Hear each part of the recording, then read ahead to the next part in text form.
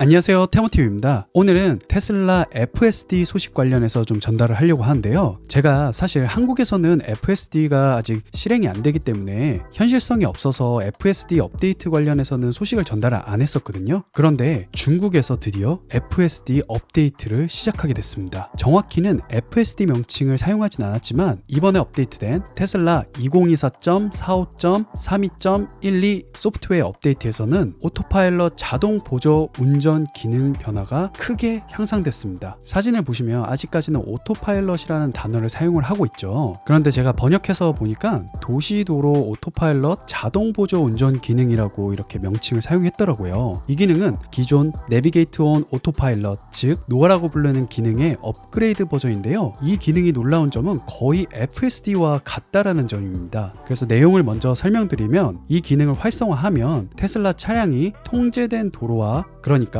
고속도로나 고속화도로 같은 곳과 도시도로에서 이제 스스로 운전을 할 수 있게 된다는 건데요. 특히 내비게이션 경로가 설정된 경우에는 차량이 스스로 진입로와 출구를 이동하며 교차로에서도 신호등을 인식해서 직진, 좌회전, 우회전, 유턴 등의 동작을 수행한다고 합니다. 그래서 오토파일럿이라고 쓰고 있지만 EAP와 달리 도시도로에서도 사용이 가능하고 신호등을 인식해서 직진, 좌회전, 우회전, 유턴 등을 한다고 하는 거 보니 이 기능은 사실 FSD에 있는 기능이거든요. 그래서 이 기능을 활성화해서 내비게이션을 사용하면 목적지까지 고속도로에 들어가고 출구에 또 나오고 하면서 교차로의 신호등을 인식해서 목적지까지 가게 되는 겁니다. 또한 내비게이션을 따로 설정하지 않은 경우에도 차량은 주변 도로 상황을 분석해서 최적의 경로로 선택 주행할 수 있다고 하는데요. 예를 들어 앞에 공사 중이라면 자동으로 다른 차선으로 옮겨주는 그런 방식으로 보입니다. 그리고 자동 차선 변경인데요. 기존 EAP에서는 차선 변경을 하려면 이제 깜빡이를 넣어줘야 됐죠. 그런데 차선을 변경해야 되는 상황에서 이제 스스로 판단해서 차선 변경을 수행한다고 합니다. 이 모든 과정이 운전자 개입 없이 진행된다는 점이 굉장히 놀라운 점이고 FSD와 같은 기능이죠. 이 기능이 업데이트된 지 몇 시간 안 됐기 때문에 최대한 영상을 좀 찾아봤는데 중국의 테슬라 오너분이 영상을 하나 올린 게 있더라고요. 그럼 한번 보실게요.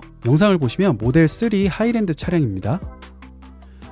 이제 차가 우회전 깜빡이가 켜져 있고 핸들에 손을 잡지 않았는데도 우회전을 자연스럽게 가고 있죠.